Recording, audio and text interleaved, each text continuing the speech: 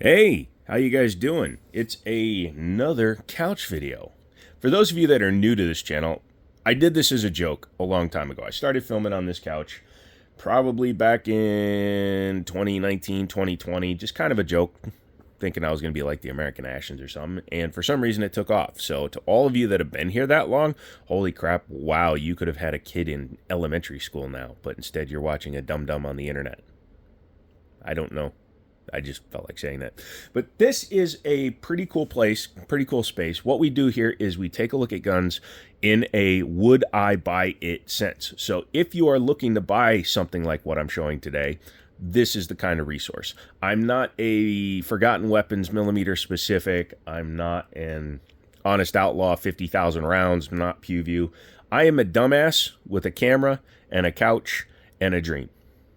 And a gun store, Win City Armory. Check it out. Can't link it, but you can always Google it. Win City Armory in Winchester, Virginia. But this is on there. You can check it out, get some more detailed pictures. But today, we're taking a look at this. Really cool piece. This is the Astra A100. This is like the final evolution of the A series from Astra. Astra is a Spanish company who, if you can't tell from maybe Googling them, they like to copy designs.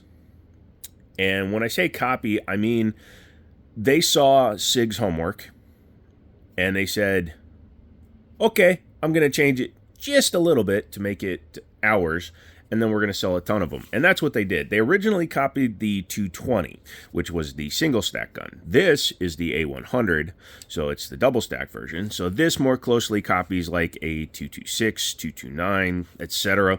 I'd say it's more closely to a 226 because it has a full-length grip, even though it's got a shorter barrel. It's pretty cool, and we'll be diving more depth into it here today. But yeah, Astra started building these in 1990. It didn't last super long. I believe they stopped manufacturing these in 1997, so it didn't have a super long run. As you can see, EAA, European American Armament Corporation, was very, very, very prolific in bringing guns into the country. So make sure that if you ever have a chance to say thank you to a representative from EAA, that you do that. EAA, Century Arms, and there were a few back in the day that are completely gone now, but Century Arms and EAA were like the kings of importing firearms from back in the day. These guns would not be in the country were it not for the efforts of those guys. So send a basket of cookies to your local representative. EAA representative. But yeah, chambered in 9mm, all steel construction. So unlike the SIGs where they usually had a aluminium frame or aluminum frame, depending on your pronunciation bent, this is an all steel gun. So it has a nice chunky bit of weight. The grips kind of remind me like Smith & Wesson, the way that the grip panel has like this line curve into it. So like if you saw that on a shelf, you'd be like, oh look, it's like a 59, 69, whatever. But then you look at it and you go, yeah, that's definitely SIG. Double action, single action with the cocker. There are no manual safeties on the outside of the gun, but it does have drop safety, firing pin block, hammer safety. It's got kind of everything you need in it to be a modern, safe firearm. Pretty nice design. I like this cut in the slide, and then they kind of polished out that part of it, where the rest of it is just straight up. I don't know if it's Parkerized or what the coating is. You can see there's a little bit of wear on it. This gun was actually used by its previous owner, but that's pretty nice. Chambered in 9mm, it is also available, or was available, in 40 Smith & Wesson and 45 ACP. This gun was submitted, along with a lot of different Astra guns, were submitted for like Spanish military and law enforcement use. It rarely ever won any of the competitions that it was involved in, but it was adopted by several different agencies, obviously, and for good reason. They copied a really good gun. They copied a gun with good build design idioms and whatnot. Being Astra, they always changed something. So like this one has the takedown on the opposite side. I don't know if they were just trying to smoothen out this side to keep you from hitting 3 levers. It doesn't make a lot of sense to me, but go for it. You can see there the thickness of the 9mm barrel. It's pretty reasonably sized, because you got to remember the 40 and 45 have to fit into the same basic Slide geometry. It also has this metal around the front of the slide, which kind of acts almost like a bushing, like on a CZ75. So it kind of makes the barrel sit exactly where it should be, which could aid in accuracy. It could also just be because they can take that material out when they add the larger barrels. Has a set of pretty rudimentary sights. 3-dot, I don't like that. It's got a little, what the hell is that? Sorry. For some reason it has a roll pin. Oh, it's actually an adjustable for windage. Excuse me. Shows how much I looked at this gun. So it actually has a windage adjustable, but it's basically like a base Sig or 1911 style. It's just a blade. You could run it off of things though, so that's good. You can run off your belt with just a front white dot. This is predating the popularity of night sights. You can also see, when we take the slide off, we'll see if it's actually cut into it, but the front sight post is not dovetailed, so you'd have to have it machined out if you wanted to change it. One difference from the Sig is that even though it is a locking breech, it has a rounded chamber. Unlike the Sigs are all squared off, kind of matches the way they cut their tops, but this one has a slightly rounded top and very much rounded off chamber. Pretty cool. Has a booger hook on the front of the trigger guard, so if you're one of those that does that, it actually does help people like me, because then I can really roll my wrist up. I kind of do the pew view thing where I get my hand on there and I roll up big and then boom, boom, boom, boom. So one downside to that grip is that you can get on slide locks, but this one is so flush to the gun that it's probably not going to lock open on me. Pretty nice. The mag release is pretty recessed actually, so it makes it harder to accidentally hit it, but you do have to break your grip in order to hit it. Like from my shooting grip, I guess, yeah, see, I have to break my grip to drop the mag. I'm wondering if the Sig mag release would work in there. Just uses a 1911 style actually. If you take this grip panel off, it uses a standard 1911 style, which again is different. It's probably something off of one of their other models that they sell. A little bit of an undercut here, but a full-size grip, which I like.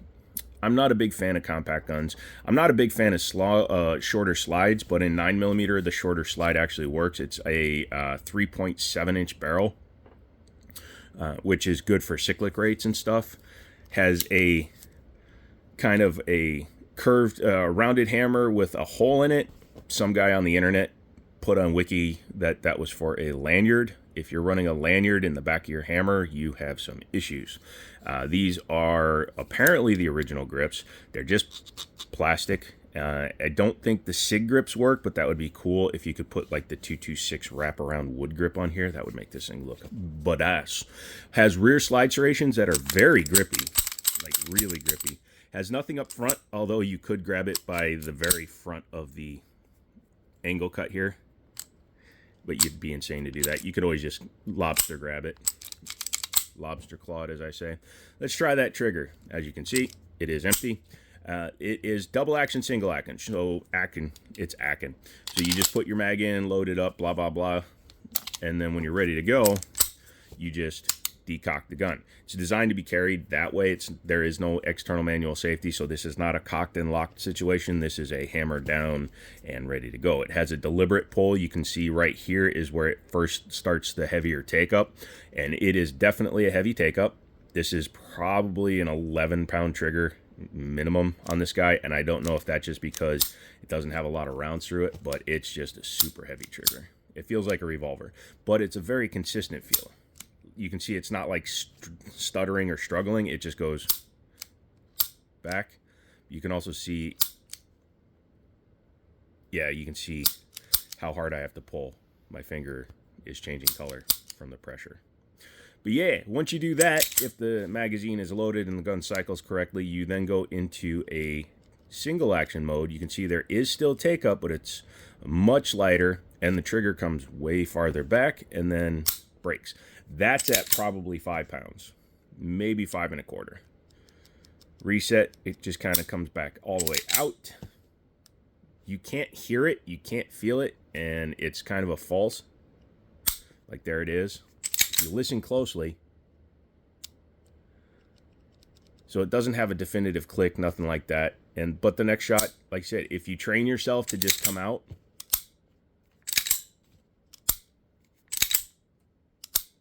you can get some good shots. You know, I'm a slapper because I have nerve damage. Yeah, pretty nice. The overall build on the outside looks really good. What do you say we take her apart? Yeah, let's do that. Oh, no flare on the magwell, but still, if you grab your magazine the right way, you can get them right in there. This is a Mech-Gar mag. As you can see, it's made for the Astra, but it looks like it's just Sig Sauer mag. Although it's only got a cut on one side, so I'm not 100% sure if that'll interchange. Ooh, nice little jam there. So first thing you do before you disassemble it is you check, you make sure there's nothing in it, nothing in it, nothing in it. Okay, cool. You're going to leave the hammer back. You're going to run it all the way back. Because the takedown is on the opposite other side of the gun, you're going to come back to here. Very simple. And you're going to release the slide. It's hammer fired, so no need to pull the trigger. And it literally comes right off. It has a captive guide rod in 1991. That's not bad. That's pretty impressive. It looks like it can be taken apart with an Allen key, so you could change that spring out. It has a flat spring, a semi-flat spring. It's more flat than round, which is not bad. But since it's disassemblable, you could change that out if you want a lighter spring, a heavier spring, etc. So I apologize. I said it was locking breech because all the information I had looked up said it was, but it actually uses a locking lug. So congratulations. It uses an enhanced version of John Moses Browning. So it's a linkless design, but it is locking lug. Look at how stubby and thick that burl is. Looking inside there, you can see where the end of the casing sits flush in the chamber. And then the barrel itself has very nice rifling. I've heard people say this is an accurate gun. I am definitely going to take this out to the range at some point and try it out. That is a big freaking angle right there. That is just a chunk of steel. That's how you make sure that it doesn't snap off right there, buddy. Taking a look at the inside of the GNU, and in here you have your firing pin block. There's your firing pin. Looks like... Sorry, I like to take a look at things for the first time with you guys. Also, that's where the roll pin goes through for your extractor. Single locking lug space right up in there. And one lug, I guess, is good enough. This isn't like a super high pressure round or anything. It's, what, 30,000 PSI? Something like that, 29,000 PSI. Very nice fit and finish on it, though. Like, I'm not sure how many rounds this guy has through it, but the finish is actually holding up pretty well. You can see it's not, like, completely bare inside there. Taking a look at the frame. I like when gun companies do this where they give you that extended front piece of rail. This helps with your side-to-side movement, and your slide will ride in a much more linear fashion. So when you have something that only has from little pads here and little pads here, that's not to say the gun won't be accurate, but this makes the gun feel tighter, which also can potentially aid in accuracy, especially when the barrel is so tightly fit into the slide.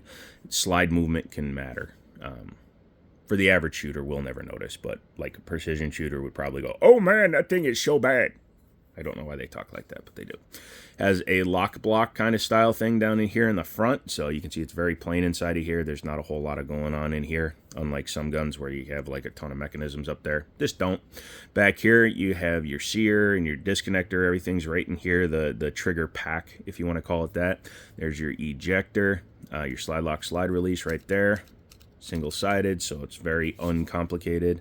Again, the finish on it's pretty nice. There you can see the lever for the locking. So when it's like that, the slide can go back, and then when it's like that, you can see it retains. So it does not allow it to come out. Yeah. Yeah. Yeah. Yeah. Yeah. Yeah. Yeah. Yeah. But yeah, pretty nice overall design. What else can I say about it? Not much. Let's put it back together. Make sure this is down. Take your burble, stick it in there. Take your guide rod. Make sure you paid attention to which end is front. You can usually tell just by looking. Also, why would you have that in the front? It's not like this is a Prodigy. Oh, through shade. Take your slide and your frame. Line them up. Make sure this is in the vertical position. If it's off to the front like that, it might not line up. If it's too far back, it might not allow it to go through. So straight up and down for the takedown lever is importante. Go ahead and lock it back just like a Sig. Put your lever back in the up position and you should be ready to go. Drop your slide and make sure. I have put a little bit of oil on this gun since I took it in. I cleaned it and all that stuff. But yeah, that is the Astra A100. Spanish gun, kind of cool, interesting. You don't see a ton of them here. It's available, WinCityArmory.com. Check it out. Purchase something off there. Help the channel grow. Come back for the next video. I think I'll do one on a cheap AR pistol build to show you what they did right, what they might have done wrong. I'm not a huge builder, but I can take a look at stuff and see if there's obvious flaws. If you have any questions, comments, concerns, if you want to tell me about your favorite type of kangaroo, just leave it in the comments. Hit the like button, hit the subscribe button, become a member, join the channel, do all that fun stuff. Come back for another video. And as always, the darkness will talk to you later. Yay.